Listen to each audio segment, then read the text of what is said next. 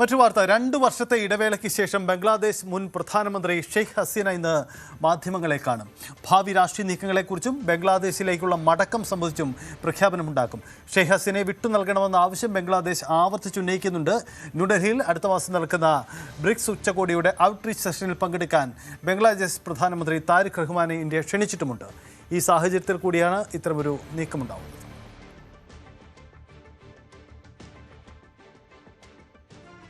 The interaction that you are referring to is being organized by a private media entity. The government has no involvement whatsoever in it. Neither does it endorse any views that may be expressed at the forum. വി.ആർ. Karthik ഉണ്ട്. കാർത്തിക്, വളരെ പ്രധാനപ്പെട്ട ഒരു നീക്കമാണല്ലോ ഈ ഷെയ്ഖ് ഹസീനയുടെ ഭാഗത്തു നിന്നുണ്ടാവുന്നത്. India അവർക്ക് സംരക്ഷണം നൽകി, പക്ഷേ ഇന്ത്യയിൽ എവിടെയാണെന്ന് പോലും ഇതുവരെ വ്യക്തത ഉണ്ടായിരുന്നില്ല. ഇതാ ഒടുവിൽ മാധ്യമങ്ങൾക്ക് മുന്നിൽ വരുമ്പോൾ ഷെയ്ഖ് ഹസീന ബംഗ്ലാദേശിൽ സമാനമായ മറ്റൊരു രാഷ്ട്രീയ നീക്കത്തിലേക്ക് നടത്താനുള്ള സൂചനയാണോ മുന്നിലുള്ളത്? എന്താണ് ഇതിൽ ഇന്ത്യ നൽകാൻ പോകുന്ന പിന്തുണ എത്രമാത്രമായിരിക്കും? എന്തായിരിക്കും ഷെയ്ഖ് ഹസീനയുടെ നീക്കം?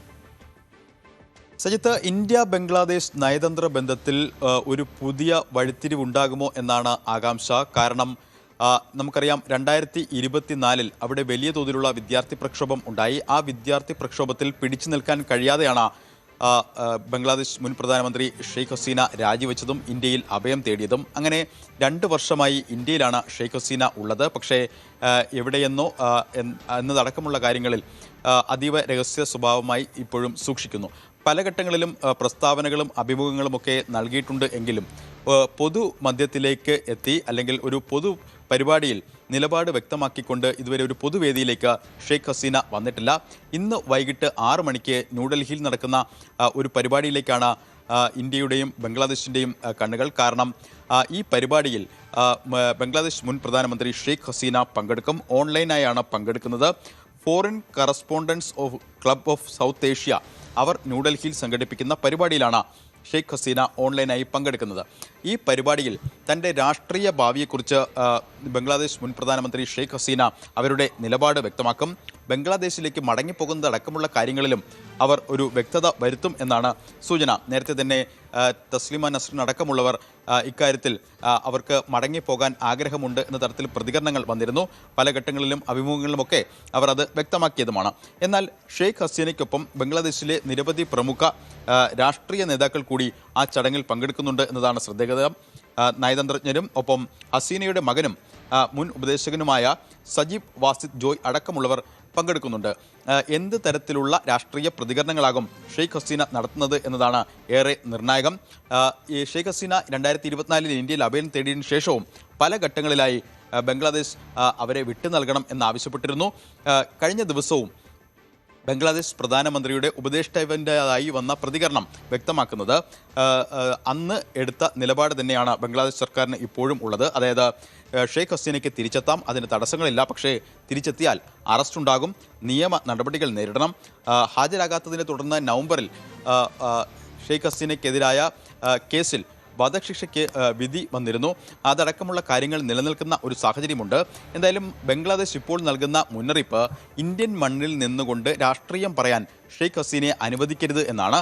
അത്തരത്തിൽ അനുവദിക്കാൻ പാടില്ല എന്നൊരാവശ്യം മുന്നറിയിപ്പ് ആയി അവർ നൽകുന്നു. അത് ബംഗ്ലാദേശിൻ്റെയും ഇന്ത്യയുടെയും നയതന്ത്ര ബന്ധത്തെ ബാധിക്കുന്ന നിലയിലേക്ക് എത്തും എന്ന ഒരു മുന്നറിയിപ്പാണ് ബംഗ്ലാദേശ് നൽകുന്നത്.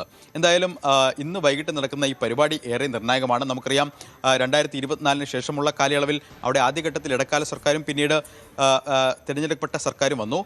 താരിഖ് റഹ്മാൻ സെപ്റ്റംബർ 2ാം വാരത്തോടുകൂടി ഇന്ത്യയിലേക്ക് എത്തുന്നുണ്ട്. ബ്രിക്സ് ഉച്ചകോടി ന്യൂഡൽഹിയിലാണ് നടക്കുന്നത്. അതിലേക്ക് താരിഖ് റഹ്മാനെ ക്ഷണിച്ചിട്ടുണ്ട്. അദ്ദേഹം വരാനിരിക്കെയാണ് ഷെയ്ഖ് ഹസീനയുടെ ഭാഗത്തു നിന്നും ഇത്തരത്തിൽ ഒരു പൊതുവേദിയിലേക്ക് അവർ പ്രത്യക്ഷപ്പെട്ടുകൊണ്ട് രാഷ്ട്രീയ നിലപാട് വ്യക്തമാക്കുന്നു എന്ന പ്രത്യേകതയുമുണ്ട്. എന്തായാലും ഷെയ്ഖ് ഹസീനയുടെ പ്രതികരണം എന്തായാലും അത് ഇന്ത്യ എൻഡോഴ്സ് ചെയ്യില്ല എന്ന് ഇന്ത്യയുടെ വിദേശകാര്യ മന്ത്രാലയം വ്യക്തമാക്കിയിട്ടുണ്ട്. ഒരു സ്വകാര്യ പരിപാടിയിലാണ് അവർ പങ്കെടുക്കുന്നത്. ഈ പരിപാടിയുമായി സർക്കാരിന് യാതൊരു ബന്ധവുമില്ല. അതാണ് നമ്മൾ അല്പം മുമ്പ് കേട്ട വിശദീകരണം. ഇന്ത്യ നേരത്തെ തന്നെ കഴിഞ്ഞ ദിവസം തന്നെ ഈ വിശദീകരണം നൽകിയതുമാണ്. പക്ഷേ ബംഗ്ലാദേശ് കൃത്യമായ മുന്നറിയിപ്പ് ഇക്കാര്യത്തിൽ നൽകുന്നു. അതായത് എന്തെങ്കിലും തരത്തിലുള്ള രാഷ്ട്രീയ പ്രതികരണം ഇന്ത്യൻ മണ്ണിൽ നിന്ന് ഷെയ്ഖ് ഹസീന നടത്തിയാൽ അത് ഇരു രാജ്യങ്ങളും തമ്മിലുള്ള നയതന്ത്ര ബന്ധത്തെ പ്രതികൂലമായി ബാധിച്ചേക്കാം എന്നൊരു മുന്നറിയിപ്പ് അവർ നൽകുന്നു. അതോടൊപ്പം തന്നെ ബ്രിക്സ് ഉച്ചകോടി അടക്കമുള്ള വരും മാസം നടക്കുന്ന ഉച്ചകോടിയിലേക്ക് ബംഗ്ലാദേശ് പ്രധാനമന്ത്രി എത്താനിരിക്കെ എന്ത് തുടർ ചലനങ്ങളാകും ഇക്കാര്യത്തിൽ ഉണ്ടാവുക എന്നത് നിർണായകവുമാണ്. സജിത്ത്, കാർത്തിക്, ഒരു കാര്യം കൂടി, ഈ ഷെയ്ഖ് ഹസീന പറയാൻ പോകുന്ന രാഷ്ട്രീയത്തിൽ സർക്കാരിൻ്റെ ഔദ്യോഗിക മുഖമില്ല, അതായത് ഇന്ത്യൻ സർക്കാരിൻ്റെ ഔദ്യോഗിക മുഖമുണ്ടാവില്ല എന്ന് വിദേശകാര്യ വകുപ്പ് വ്യക്തമാക്കുമ്പോഴും നമുക്കറിയാം ഷെയ്ഖ് ഹസീനയ്ക്ക് രാഷ്ട്രീയ അഭയം നൽകുന്നതിലൂടെ ഇന്ത്യ മുന്നോട്ട് വെച്ച ഒരു സന്ദേശമുണ്ട്. ബംഗ്ലാദേശിലെ ചില കാര്യങ്ങളിൽ കൃത്യമായ അതൃപ്തി ഇന്ത്യക്കുണ്ട് എന്ന്. യെസ്, കാർത്തികിലേക്ക് മടങ്ങി വരാം. കാർത്തിക്, കൂടുതൽ വാർത്തകൾക്ക് News 18 Keralam YouTube channel subscribe ചെയ്യുക.